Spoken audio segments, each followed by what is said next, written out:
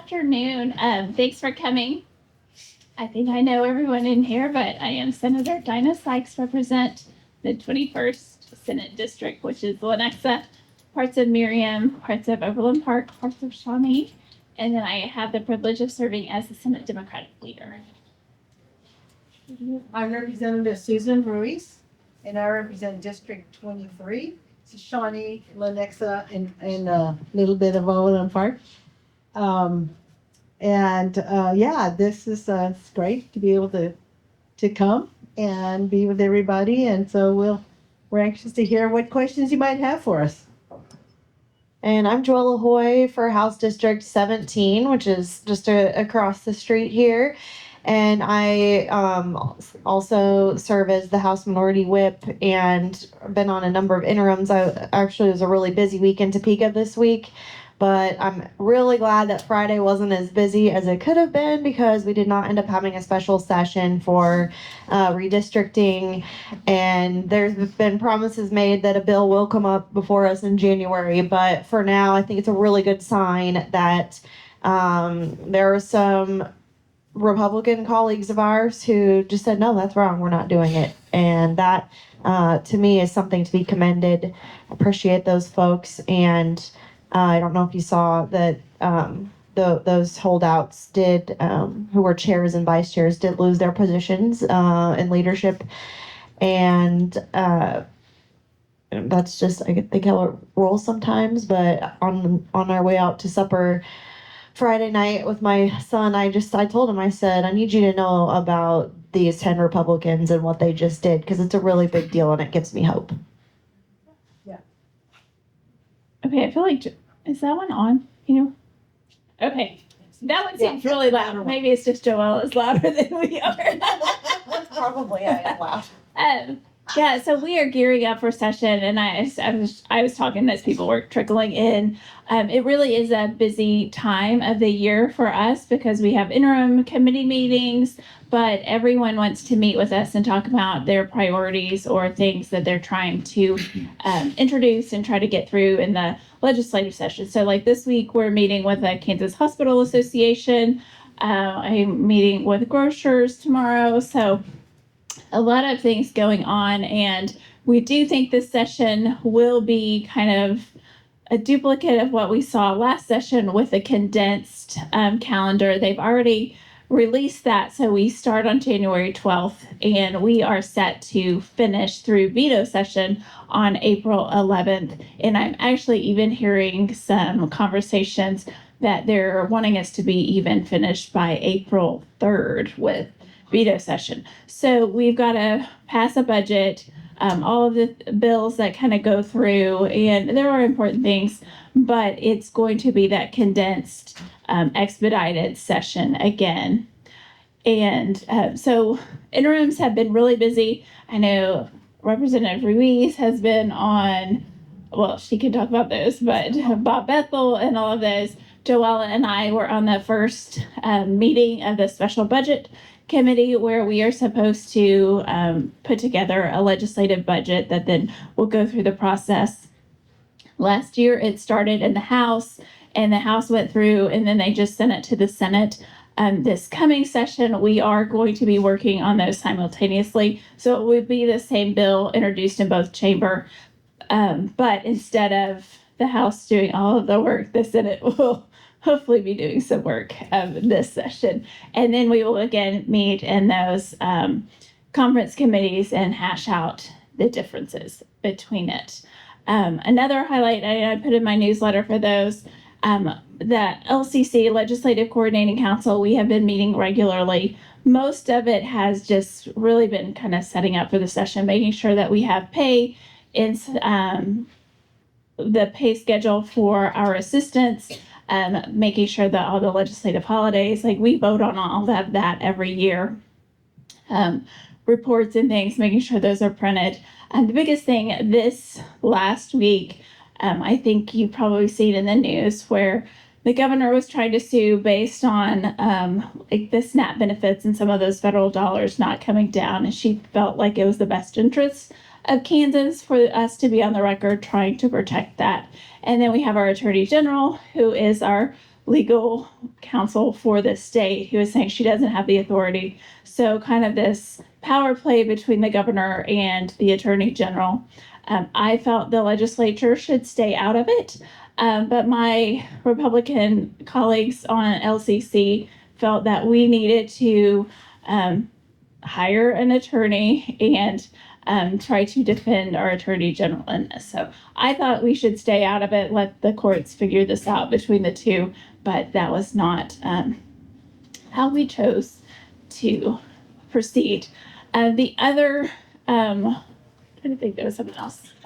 Well, the big thing about that court case is that I believe that helped us be able to get SNAP benefits. We got EBT cards loaded by the end of the day, or today's Sunday, yeah, on Friday. And now President Trump is saying that those were unauthorized and wants the SNAP recipients to have to repay what they got for November. So that's what's really important about that court case. The states, the Kelly administration and the other administrations that filed that, they are responsible for getting that ruling in Rhode Island, where the judge said you got to pay these benefits. Governor Kelly's really out there fighting for the people right now, and it is frustrating to me that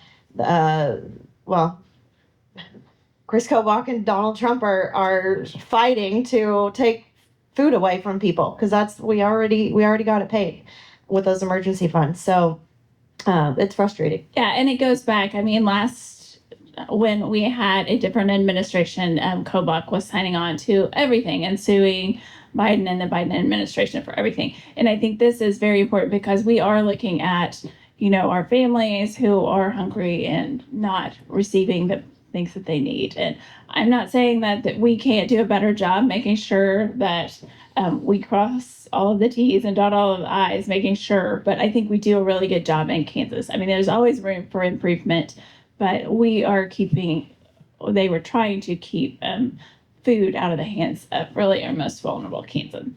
The other highlight, and then I'll pass it to my colleagues, the Senate Confirmation Oversight Committee, we met. I am vice chair on that committee. There were 7 new appointments from a Finance Committee, Board of Regents, trying to think, the KU Hospital Authority, we appoint those. So 6 of those got favorable confirmation from the committee. So they will go to the full Senate when we get back in January. I think we have 30 days to confirm those. So those will be coming. There was one holdout that happened, and it was a Board of Regents. It's a gentleman from Salina, Kansas, and he had said something in a private conversation that some of my colleagues felt was derogatory toward one of our universities. And so he will go to the Senate Education Committee, and we will do a further vetting of him. And then I think there were 6 reappointments, but all of those, even though they're able to do their jobs because of and fill those positions, but they will have to go for a full vote at the Senate. So that is kind of my update, and I look forward to your questions. Joella, I have a question for you. You had mentioned, I don't know if it was the last meeting or 2 meetings ago, that Ty Masterson was not in favor of redistricting. Did that change when he went to Washington, D.C.? Well, I think the speaker, I don't think our speaker really wanted to do it much. And I think the big thing that changed between both the leaders of both chambers was the pressure coming from D.C. and also some of these other states, Indiana, some of these other red states that started to join in those efforts. And a lot of the Republican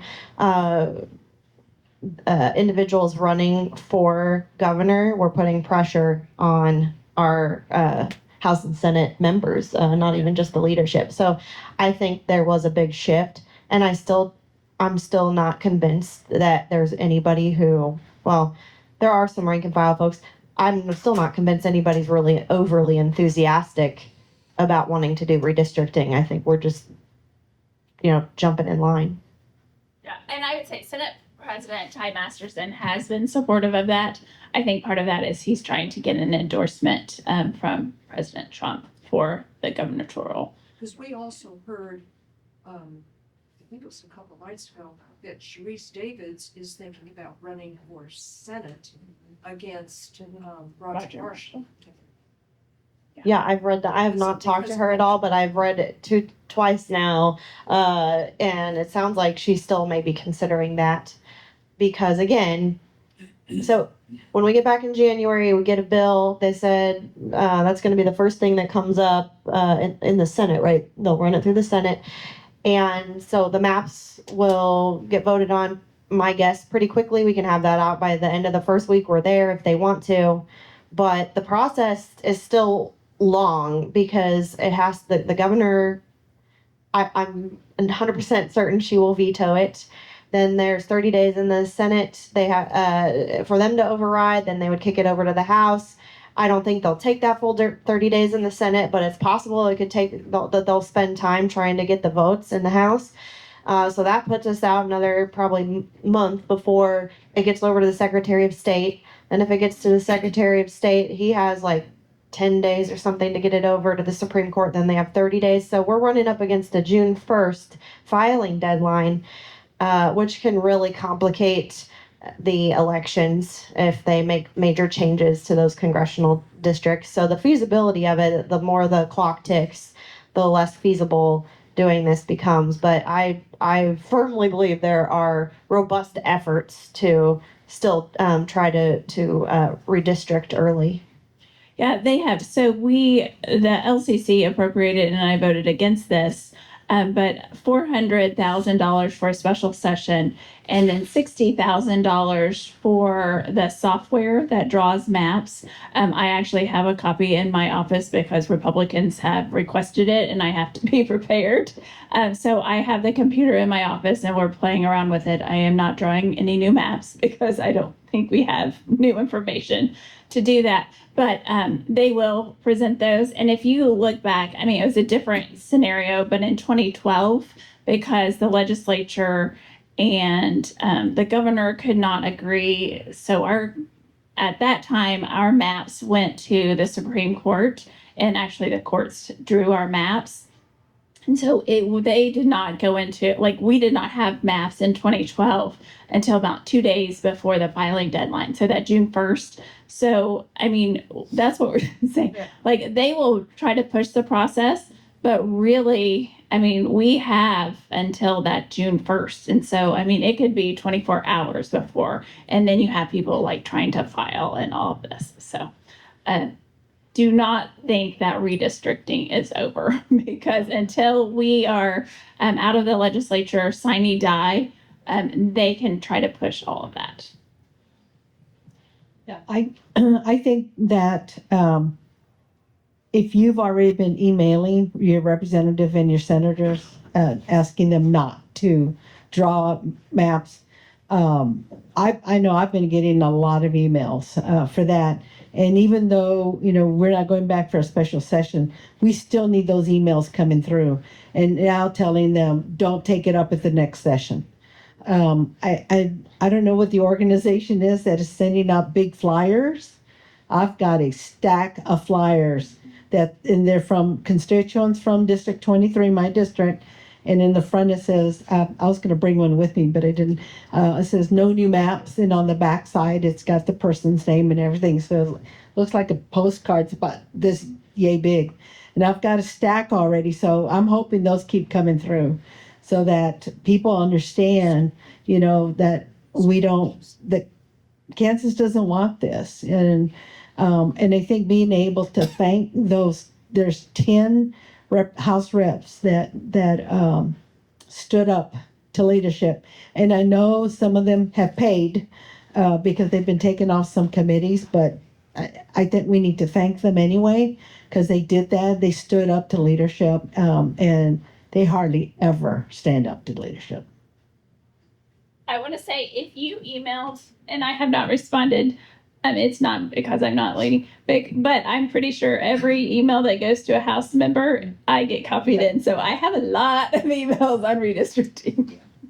I that is one I actually did track. I put everybody in because I had I had some of my folks I usually hear from, but I had a lot of new people that I didn't have any notes on before, including some Republicans. So it was definitely something people were paying attention to and care about. And I think that's I think that our all of our colleagues see that too, because they're really not hearing a lot from people saying, let's do this. It's at least not Kansans. So yeah, it's not over. It's not over, but for now, we'll take this as a small step in the right direction, and certainly not using state resources to go down the path of all the nasty DC politics is a good thing. So Susan, based on Yes. what you're saying, even though we know you guys are against redistricting, we still need to email. So Yes. you have a record. Yes, absolutely, absolutely. Yeah, It really helps. most of us well, we have database, and I go in, and if I get an email from a constituent, I go in and make a note of what they emailed me about. So I have track Yeah, of what keep count. people support and oppose. Yeah, absolutely. I think that Republicans are concerned that Sharice Davis is saying that she'll run against for the Senate. Yes, Do you think Andy? that it was written contingent upon whether there was redistricting, which would impact her congressional district? yes. I don't think she was thinking about the Senate until this redistricting has happened. But because the redistricting is still up in the air, we could still take it up in the during the session. And as the senator was talking about, they could still be carried through. I think she will be prepared to do that. I think they have great concern about that. And they should be. When you think about how, not just how popular Sharice is, but the work that she's been doing in agriculture. She was very smart. The last time she was elected, she got on the committee for agriculture, and has been working with Jerry Moran with a lot of things. And she's been out there. She's been out with farmers and ranchers all during the sessions. And so she's gotten to be very well known. I think they should be concerned about that. And if anybody remembers, or if they helped her run the first time in 2018, and you saw the numbers of people that volunteer, it'll be 3-4 times as much of volunteers that will be out there helping her. You couldn't even get into her campaign. No. There's so many people. Exactly, absolutely. Can you give an update on your errands? Oh, yeah. You've got a lot going on. I mean, yeah, I've been on several. So the Bob Bethel, which is the Can Care Oversight, so it's the committee oversight of Medicaid. We meet on a quarterly basis, so we met, and it's always a 2-day meeting. So there's a lot of things that we've talked about, but a lot of it also focuses on. There are a lot of people concerned that the state spends too much money on Medicaid, and there's a lot of division about all that. We can't expend Medicaid right now. We don't have the numbers in the legislature to even do that. So then the effort is to look at how some of the spending is going on. Well, thanks to so many constituents who have come, especially those parents with children with disabilities, have been coming and testifying and talking about how difficult it is to get equipment for them in a timely manner. So Medicaid is managed through 3 managed care organizations. All 3 of them have 3 different kinds of way for prior authorization. That's a problem. We've been telling them you need to all 3 have the same process. They won't do it. So they're going through that prior authorization. And if anybody, even with your own insurance, if you've gone through something like that, you know what that's like. It's very tedious. It's very difficult to get through the system with that. And so one thing is, however, is that the MCOs are wanting to use AI to do prior authorizations. And so things are going to get kicked out right away.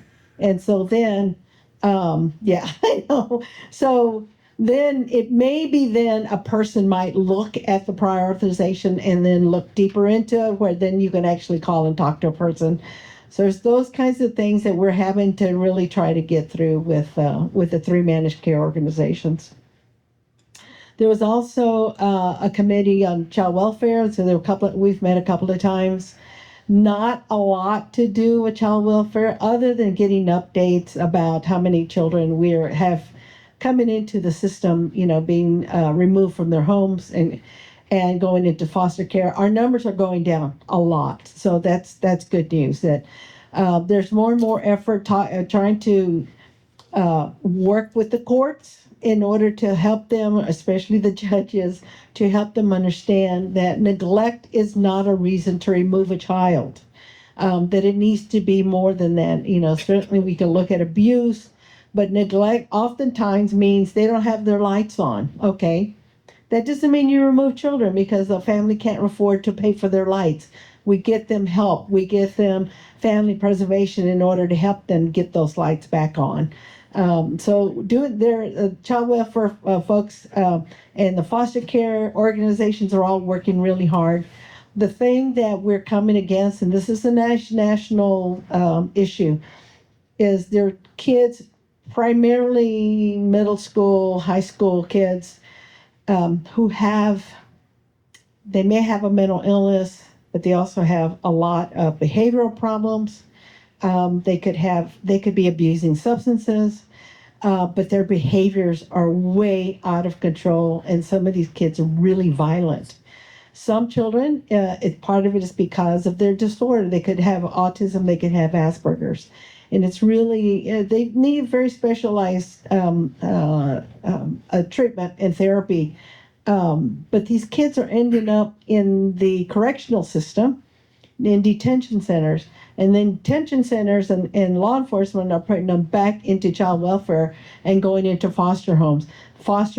Your average foster care family does not have the skills to be able to help children with this level of behavioral problems.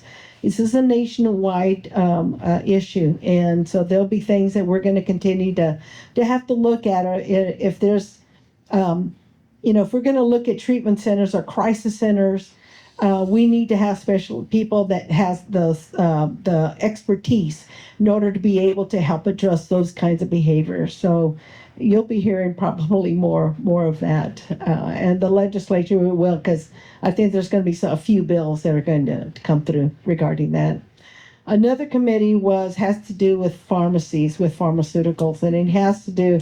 And this, I will not do a good job of explaining this because it's extremely complex. But basically, you have a middle person that is managing prescriptions, and they're the ones that are contracting between, pharmacies and the pharmaceutical companies. It gets really complicated because a lot of hospitals and your small rural clinics, they are getting big discounts on these medications. But the pharmaceutical companies are saying that these, let's say a small rural hospital, the discounts that they get, the money that they save, they cannot spend it back into their infrastructure. Like they can't pay for, let's say, new furniture for a hospital or new hospital beds or anything like that. That money has to go back into the community. And they are doing that, but that money, it's a good size money. I mean, it's thousands. It could be, a couple of million. The pharmaceutical companies want that money. So what they're doing is basically lying about it. They're lying that money's not being used for charity work when it is being used that way for charity to help people. They're helping even nonprofit organizations in their community to help people with food or with if a person needs a walker, they can have funding to help do that. So there's a lot of things they're doing with that, but the pharmaceutical companies, they want that money. They want to They want it for their revenue. They want it, back into their pocketbooks, I guess. So it was a very contentious 2 days. It was really, really hard to sit through this because there were people that were talking horribly about our hospitals and it wasn't right that they were doing that. They were saying many things. I mean, they had people come from other states, as always, come in and talk about our hospitals in Kansas, and we're like, you don't even live here. You don't know how our hospitals operate. So there was a lot of that. I don't think it's actually going to go anywhere. There is a bill that was passed in the Senate, and they refused. Our House leader refused to hear it in the House, and it has to do with these hospitals. They're called a 340B, and it's to help them continue to operate the way they are and use that cushion of money that they save back into the community. But our House majority, our Speaker of the House won't hear that bill. He refuses to put it on the floor. The rumor is because he's going to run for the insurance secretary of insurance, and he sells insurance right now. He's very much aligned with the pharmaceutical companies and just with some corporate, more of the corporate pharmacies. So that's why he won't bring it to the House. But we'll see. We're going to try. The folks in the Senate are going to try to push it through, so we'll see. And it's really, I mean, there's a lot in pharmaceuticals, and you have PBMs, so your pharmaceutical benefit manager, and then the 340B. So there's a lot of different issues. I tried to do a task force just to bring everyone to the table, and my office was bombarded with big pharma and everyone because how dare you try to change the system, which it does. And you have your private pharmacies that are losing money, and they can't turn anyone down. But because of some of these rules and regulations, they're having to dispense pharmaceuticals that they're not even breaking even on, and because of some of these rules and things. So it's very complicated, and I think big pharma has tried to make it pretty complicated. Well, and there have been some ads I've noticed on Twitter or X and some other places that companies are running and on TV saying it's the woke 340B program, and so they're actually targeting some of the senators that with these ads. So kind of interesting to just simplify it into it's just woke. Don't forget the big part. Yeah, and they have an endless supply of money, so it's really hard to try to move the needle. And the ads have nothing to do with what it really is. I mean, it's just saying it's woke and giving it to DEI and all this stuff. It's just ridiculous. And I don't think you guys weren't at Children's Mercy, but they have someone who is full-time who just deals with this 340B program and the hoops and obstacles that they have to go through. And they're like, you can look at our books. Like, we will show you that we are using these dollars for what it's intended, but they really try to make it complicated and hard, and it's not easy. It's kind of like our school funding formula. Well, speaking of funding formulas, that was part of my week. So my first committee on Monday was the House Select Committee on Government Oversight.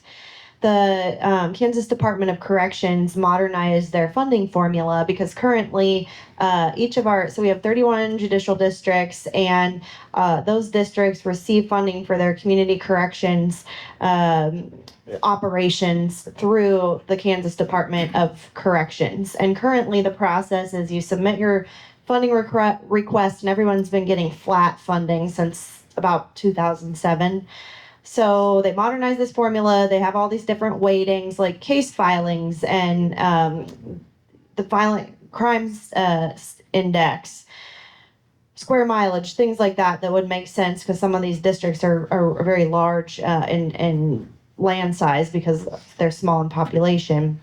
And so, unfortunately, when they modernized this and sent out the amounts that how their funding distribution was going to change, it was a very significant cut to Sedgwick County. Wyandotte County would have seen a cut. There were about a third of the jurisdictions that would receive less than they currently do, and 2/3 would receive more, including 3 that would have had 50% or more. So some of these smaller operations, and I've heard from them this week, you'll have their director of community corrections is also seeing clients. So they're very, very small operations.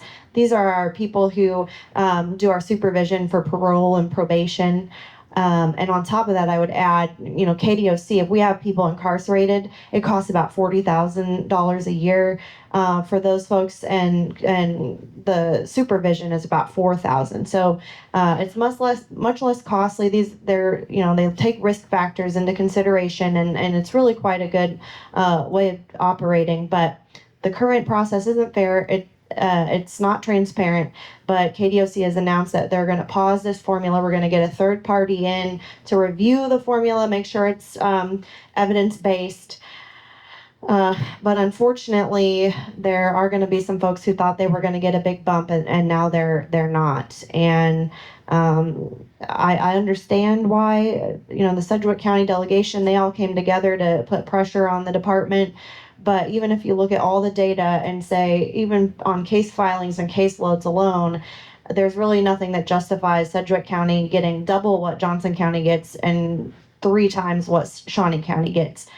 And overall, I think we just have, for community corrections, our pot's too small. We haven't increased funding there in a number of years, and we need to get relief out, especially to these smaller operations, because even if they feel like their pay is good, they're having to work so much extra because they don't have enough staff to see all their clients and check in with all those clients. So that we talked about all day on Monday, which was definitely very eye-opening and interesting. And then Tuesday, Dinah mentioned we had special budget committee, and my takeaway from how we're doing the budget is we're going to basically do it the same way we did last time. We've got the legislature wants to put out their own budget instead of using the governor's budget, but their bill is going to take out all the reappropriations, all the enhancement requests, all the FTE requests. So it's basically going to be a base budget with no prior decision making. We're not putting our heads together to say we really need to fund this or that. So it's really not, we're not that far ahead of what we normally would have been anyway, in my opinion. And it seems to me like some people are really confused about what these reappropriations are. A lot of our agencies they'll have a bill, something come due, or they put out an RFP later than they thought. And so our fiscal year ends on June 30th. Sometimes those payments don't go through until July 1. So they've spent the money. It just was in a different fiscal year than they had planned for. And so they still need that reappropriation. It's already been spent. And we're like, if they're not going to spend this money, we're not going to give it back to them. And it's like, but it was just a calendaring issue. It's just based on these days. So, there are times I'm in there like, this is just not the smartest way to do budgeting, but that is how we're doing it again. And they want the budget done earlier, despite we won't even know all of the funding that we put into legislation. So since we adjourned in April, all the bills that we passed, some of them had FTEs or funding needs in there that we didn't put in. Normally we do what's called the omnibus, that bill funds, it budgets for the things that we didn't budget for through our legislation. Didn't do that. So our budget is actually artificially low. It's not showing all those expenditures, and they may not, the agencies may not see those enhancement requests approved. So we're putting unfunded mandates on ourselves, basically. I think it's also interesting because I do believe that legislators should dig in and understand our budget and some of these things more. But we talk on one side where we have to dig in, and then the Legislative Coordinating Council, like we approve the budgets for our revisers and post audit and research and the legislative branch budgets. We had those, it was in our October meeting. I literally got the budget 10 minutes before our committee hearing, and there was no one there to talk about it. There was a program that, again, I did not support. I like the concept of it, but it's a constituent management software for legislators. And there are 2 offices in the entire legislature who are using this, and we are spending hundreds of thousands of dollars on this. And so that just got pushed through to continue. And I was asking questions: how many offices are using this? Who is utilizing? And there's some other things. So I voted against the budget, and it was not that I didn't think research needed it or some of these others. But, we have this one side where we're saying we need to dig into the budget, and they're trying to find all of these little things and enhancements, and we're not going to reappropriate this. But then when it's our budget, we just push that through without any oversight. Another big item. So then Thursday and Friday, I had Russ Jennings Joint Corrections and Juvenile Justice Oversight Committee. So we did some crossover there with our youth. And what we found out, we passed HB 2021 in like 2022, and that bill required some looking into kids when they come in to see if they need any interventions, and 84% of those youth require a mental health intervention. So that's why we're looking to what Johnson County is doing at the Youth and Family Services Center. They have a child crisis center, and that model we think is going to be the best to help those kids. It's a very cozy, comfy setting. They have their own rooms. They can do schooling there to help these kids get a reset, to get the mental health care they need. About half of them required some substance abuse interventions as well, or at least additional looking into that. And so that's where we really feel would be the most beneficial, because some of our colleagues are trying to bring back group homes that were a complete disaster, horrifying experiences from our kids in those settings. So it's trying to find that balance with our crossover youth, who are those in the foster care system through, in with Department of Children, Families, and also the justice component there. So that was a very long in-depth discussion that I think was eye-opening for a lot of us. And we said we should do a crossover with you guys. Like, our committees need to talk, is really what it comes down to. Yeah.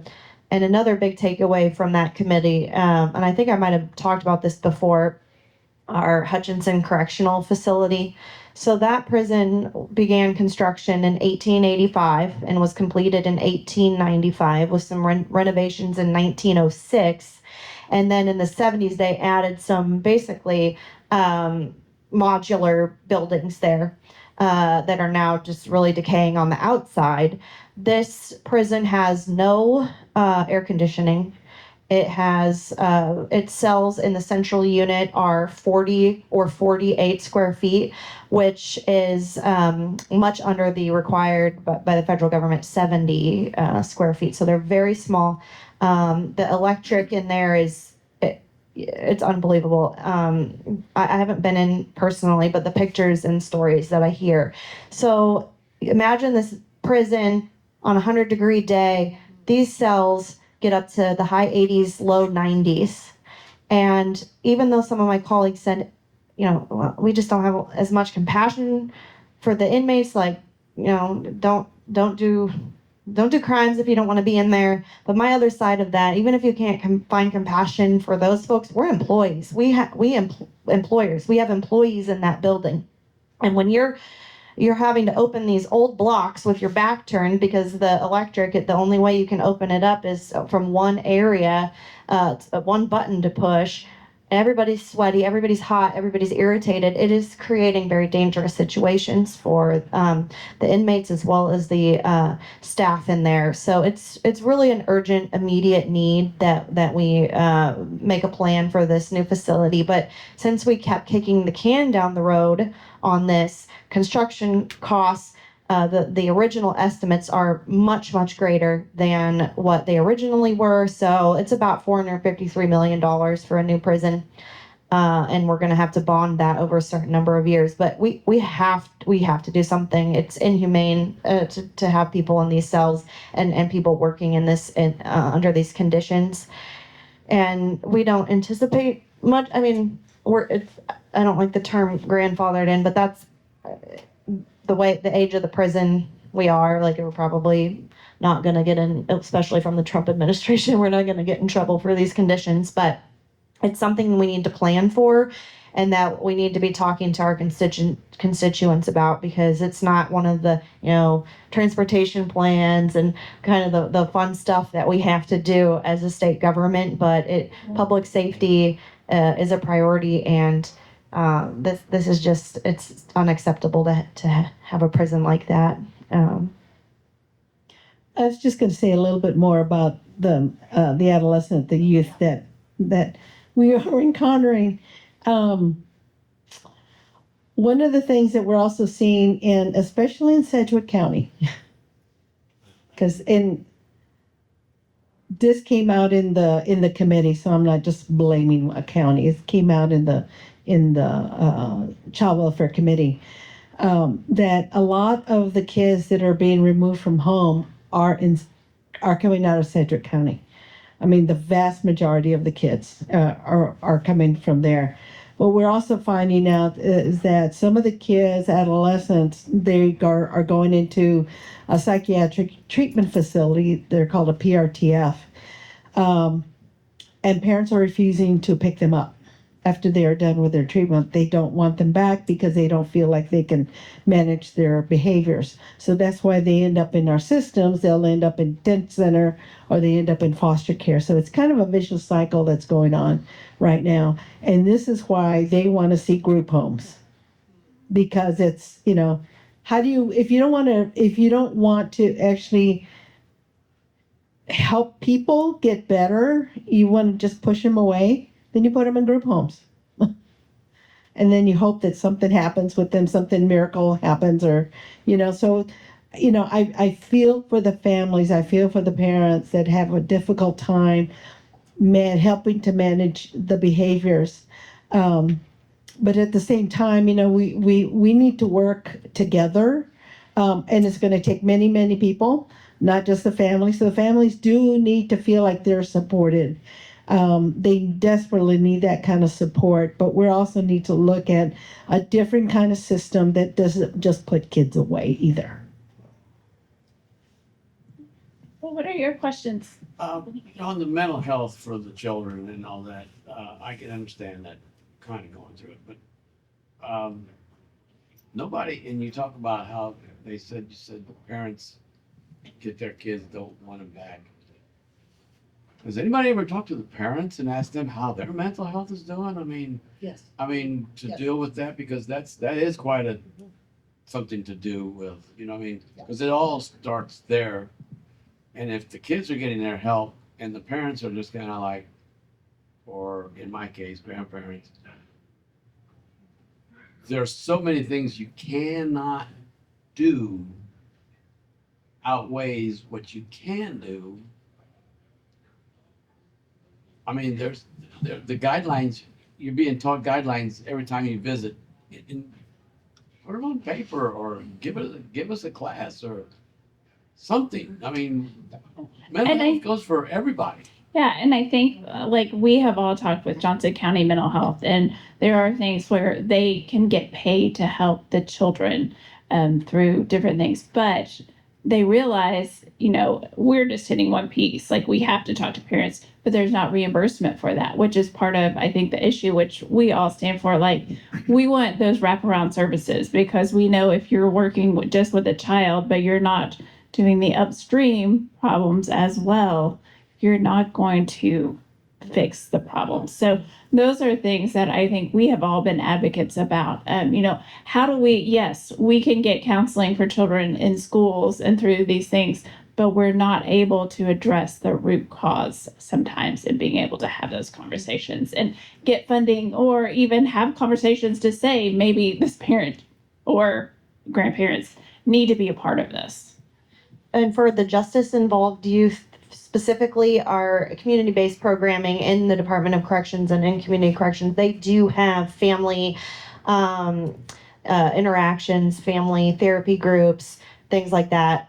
So they do involve the family more for the justice involved youth, because yes, it is a bigger, much bigger issue than just what, there's oftentimes a lot of trauma for those youth and their families. So there are more services available on the bigger picture when they do get involved in juvenile justice. How does this information get spread out then?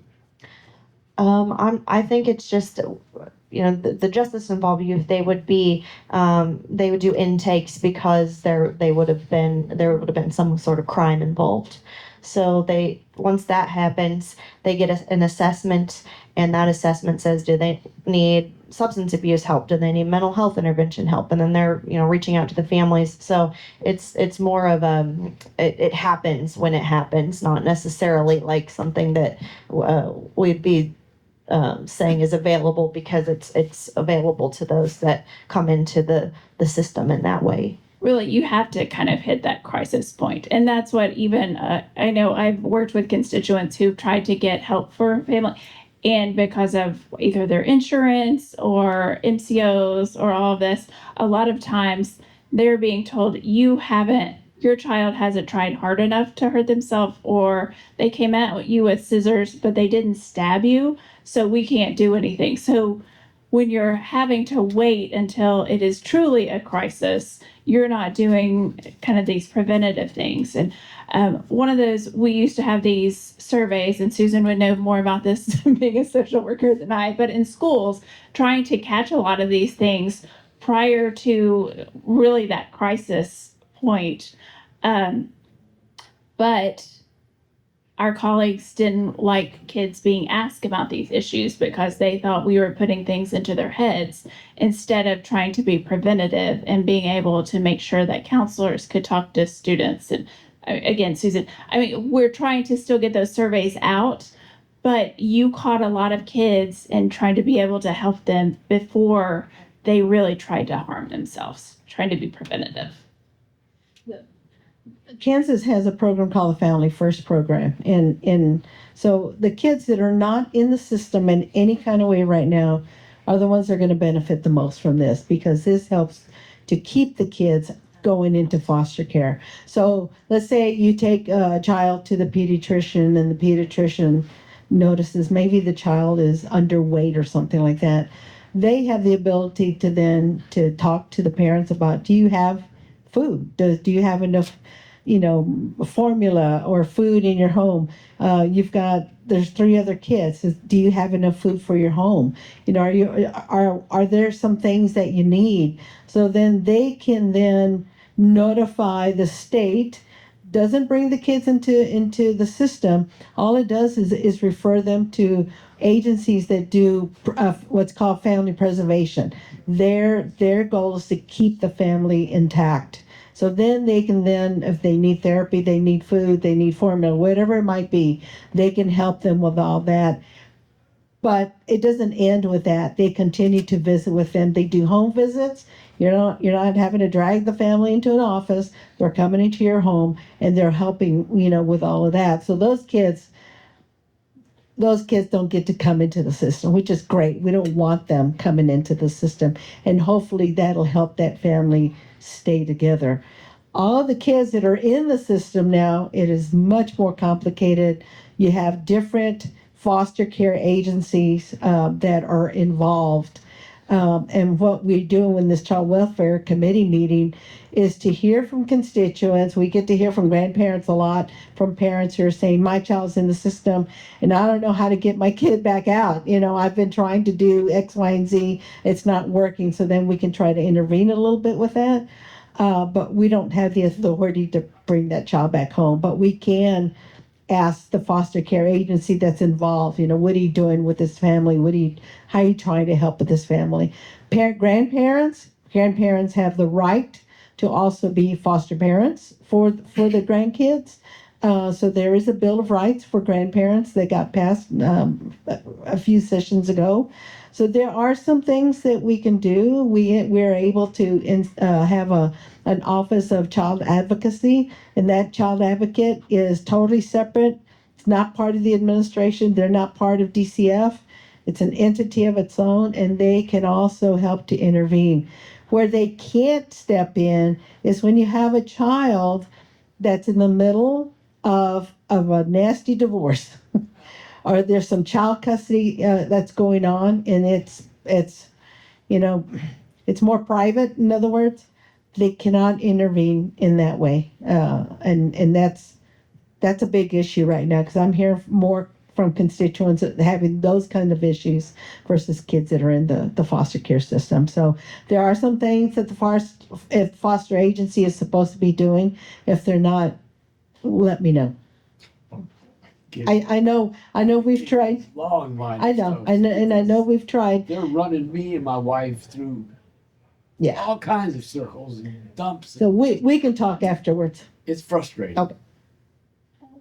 Yeah, Henry. Back to Representative Davis for a while. I don't know if any of you get to actually talk to her, not her staff, but her. But it's my humble opinion that her talking about the Senate is diluting her support for reelection. And I think she should go full bore for reelection and stop talking about the damn Senate. I think it's hurting her. I will share that I do talk to her probably monthly. And I think I understand where you're coming. I think that was kind of like an offhand, like if they're going to screw with me on this district, I'm going to fight because she is a hard worker. But I do think she is completely planning to run for her seat. And I think she does a great job. She has Republican, Democrat, Independent supporters, and she really does a job of getting in the district and when she's here trying to talk and be there. So, but I will pass that on. Thanks. I mean, no question, her job.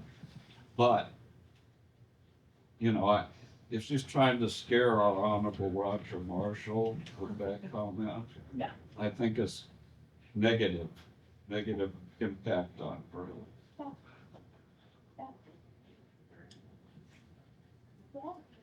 And I don't know if I missed it getting in here a couple minutes late, but did you talk about the election this week at all? We did. We actually didn't. No, we didn't.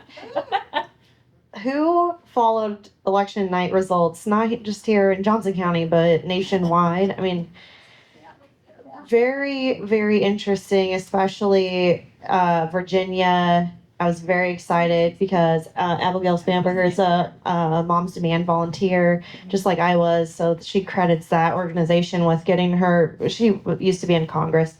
That encouraged her to run for office. So when I saw the video of her husband like bawling when it just really tugged at my heartstrings there. But congratulations to all of our local election winners. We had some very good results, and thanks to those who worked so hard to get good people elected.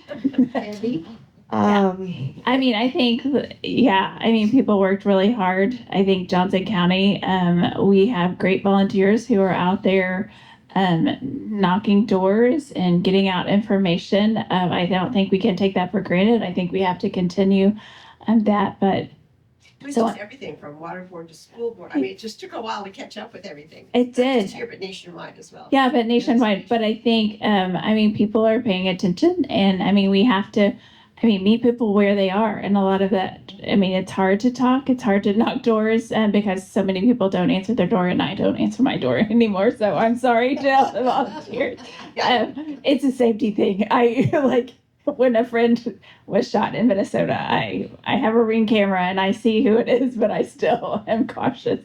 But someone asked me, and I'm cautiously optimistic, but we have to meet voters where we are, and I think it's kitchen table issues. And so many times we let national politics take center stage, and I will tell you, Kansans care about quality of life, food, groceries, healthcare, and we look out for our neighbors, and that is what we have to be focused on. And I think if you look at all of the legislation that like we introduce, those are the things that we introduce and that we care about. It's all this other stuff that kind of takes the oxygen out of the room where we're trying to fight for those issues. But when does that brings, the law was passed, I think, the bill was passed, sorry, I can't even talk.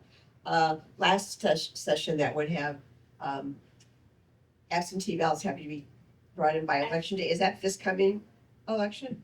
I think it impacted, yeah, so the 3-day grace period, it ended on July 1 of this year. I know. So- I thought it was in effect this past. Yeah, so anything received after election day would not That count. is what I thought, because I think they said that when they were training election workers, the election board said that, that's a huge, I mean, It is a just look for worse stuff to happen. Yeah. Yeah. No, and that's what the chair of the elections committee, who is running for Secretary of State, please do not vote for him, actually put out. And it was like a gravestone, and it was 3-day grace period was dead. The thing that struck me the most is for an off year election, we had a lot of participation. Yeah, I think, I don't know the final, but I think it was 25%, which is kind of Sorry, right, for 25 or 24, 25. 25. And It was 17 last time, as Yeah. I understand, so that's. Good. Speaking of kitchen table issues, what are the Republicans proposing on property tax relief, given the fact we're gonna have a gubernatorial election? And they did nothing last year. Yeah, so I mean, the pieces that we did was kind of the state-owned buildings. We had a fund, and that what we took part of your property tax. We eliminated that. The Senate and the House have very different proposals. The Senate, with our Senate president, and then the chair of tax, are trying to put in that cap on property appraisals, and it would be a constitutional amendment. The House had a different version. They are not communicating. I was actually with the majority leader. We were speaking to a group, and they do have a plan. The Senate is coming through. He would not share what that was. But again, I think the problem is the House and the Senate are so off on kind of where they're going. So they're looking at really just tying the hands of locals is what kind of their proposal is. I think there's some other pieces of that puzzle, and there's some Republicans and Democrats who are working on pieces. Most of it is with like rental properties, which again, I think is part of that puzzle. Because if you have these outside interest corporations who are coming in and buying up our homes, and then they're renting them and they're not necessarily upkeeping those properties, so that they're sometimes not safe, but they're paying high market to buy those, and even kicking out current renters who may be interested in buying that. So there's a couple of pieces of legislation kind of on that, which doesn't directly affect that property tax, but I think it does, because if you have these LCCs that are outside, not Kansas values, coming in, buying up our land so that our young people and young families don't have access to that, and then charging, and then this. So I think that is one piece, but I don't know the piece on that constitutional amendment. I think it'll be similar kind of to what we've seen on the Senate side. And I know there's conversations, but I don't think they have a critical mass, even in the Senate, that have decided, okay, this is what we're going to push. And we're getting with the cut of the 1.5 mils for our state university buildings. All we have left that the state charges on property tax is the 20 mils. That all is dedicated to public education. So, from my perspective, there's not a lot we can do other than maybe do the rolling average for assessment, so that if you do have a really big climb in your property valuation, that then you don't have. It buys you some time before you pay that increase through your property taxes, because we don't want to tie the hands of our locals either. The state government doesn't like when the federal government does that to us, and the local governments don't want us doing that to them. So we have to be really careful about our approach as statewide officials, because we don't actually take much of the property tax, or what we pay to the state's pretty low. Like the first, and we expanded it, and I can't remember what it is. Like the first 75,000 of your home, and I think we're up to 100 or 125. There has been some talk about exempting that first portion of your value of your home for that 20 mils. But again, we have to also be cautious because that's funding our public schools. That's with the auto, with the tax on the auto. Oh, you want to talk about it? No. I mean, know enough about it. yeah, there is. So, like your autos, like there's some things that like maybe they're reducing your house, but it's going to make your auto, your personal property tax on your autos go up.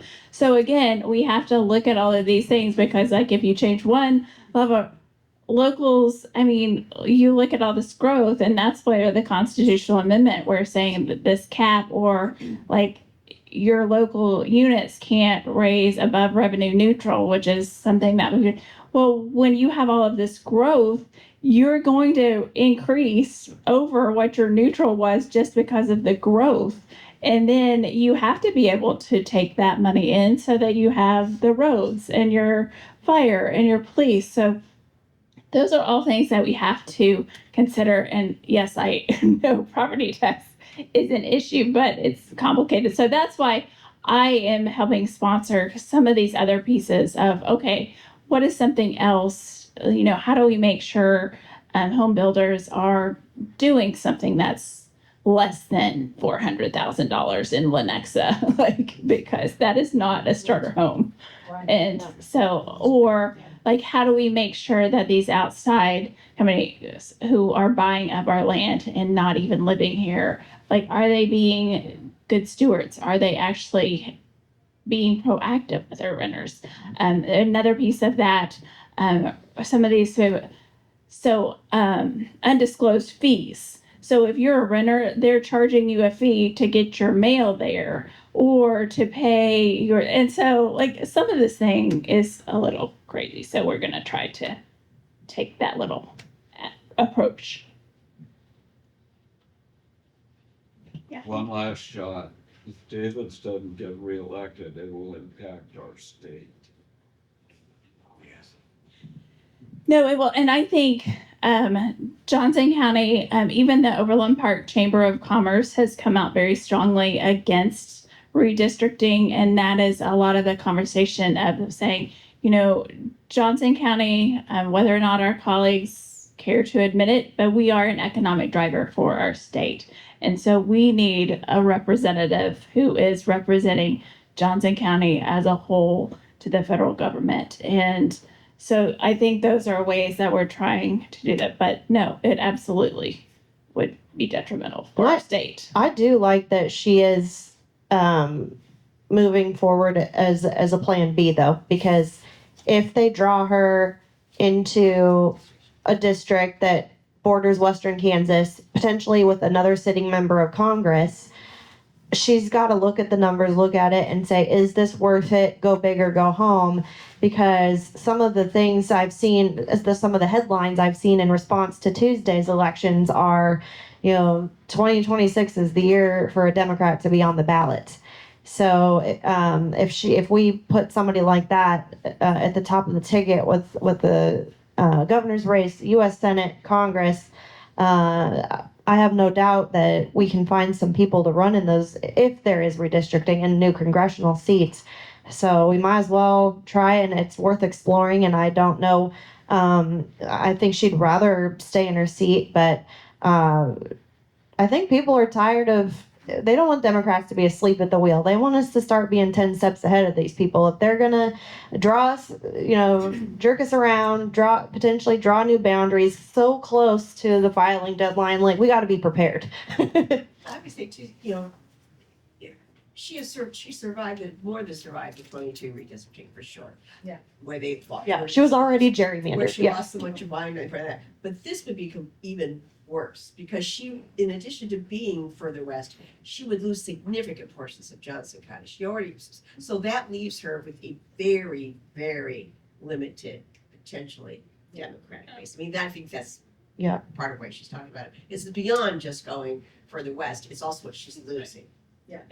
But I think that also puts probably in jeopardy the second congressional district, which I actually think if you look at comments from all of those, Congressman Schmidt has really, if you look at his comments, like he does not want to be Same thing redistricted. with Mark Alford and the fourth district in Missouri. Right. Like it's going to hurt them. So what they're trying to do is could actually make two that we could. Other Republicans. Right. That's for sure. We ought to know that. Doesn't her talking about the Senate hurt the Democrats that are running against our dear Marshall? I'm sorry, what? I don't know that they have a lot of. I mean, they're pretty unknown right now. They're trying to. So I don't know that it hurts them. I think they're still trying to establish themselves. I think making it seen that Kansas could be in play is a good thing for whoever's on the ballot in that. I mean, people were going to count that race out, but now with this momentum, with people's pushback against all the redistricting, that seat could be a lot closer in play than what anyone would have expected. So putting a spotlight on Kansas in that way, I think is a good thing. Yeah. Because I don't think those folks are getting much national dollars coming in right now. But if it looks like somebody like that is looking at it, I think it does make it seem, we better pay attention to what's going on in Kansas. They keep surprising us over there. Well, thank you guys so much for coming and braving the cold weather, and we will see you. I did have one question. All right. How close do you guys work along? I just read an article about silver-haired legislators. Oh, Yeah. Do you guys work so with them? yeah, We so do. the one thing I would say. Banquet. Yeah, well, silver-haired legislature, it operates and functions like us. They go in for a legislative time. They put together a platform. They have seats based on our House districts, and they also work a lot with their the AAA organizations and their aging services in the county. So I see them there. It's a very great organization. The sad thing is, and I know I've talked about this in these town halls before, when we eliminated our children and seniors committee, and it's just child welfare now. So the seniors do not have a specific committee, a specific voice in the legislature anymore. And the Silver Hair legislature, as well as Johnson County Community the aging services, they that's one of their platform issues, is to get a seniors committee back in the legislature, because they used to come spend a whole day, present to that committee and get their issues out there. I know they're proponents of Medicaid expansion. They're proponents of medical cannabis. So The grandparents like raising your children. That's Yeah. one of their issues. So yeah, Yeah. get tapped in if that's something you're interested in. And it's, I always listen to those folks, and I wish we would have a special day for them still, because They still they come for a day. come. They just don't have the committee hearings, but they still will come to the Capitol and spend a day and talking to their legislators. So the people that are in Johnson County, do you ever communicate with them? I do. Yeah, mine email me. Yeah. Yeah, all the time. All the time. I get messages on Facebook from them. I was unable to attend their dinner, but Joelle was I there. just read the article about them just last week in the magazine, and I'm like, wow. I mean, they sounded. I mean, since they're silver haired, I mean, they do know a lot. Right. No, it's a legit thing, and also there are former legislators who are a part of it too. Former legislators, former Senator Hardy from Salina? Salina is on there. I don't know who else, but Yeah. So. all right. We'll see you in December, and have a happy Thanksgiving. Yeah.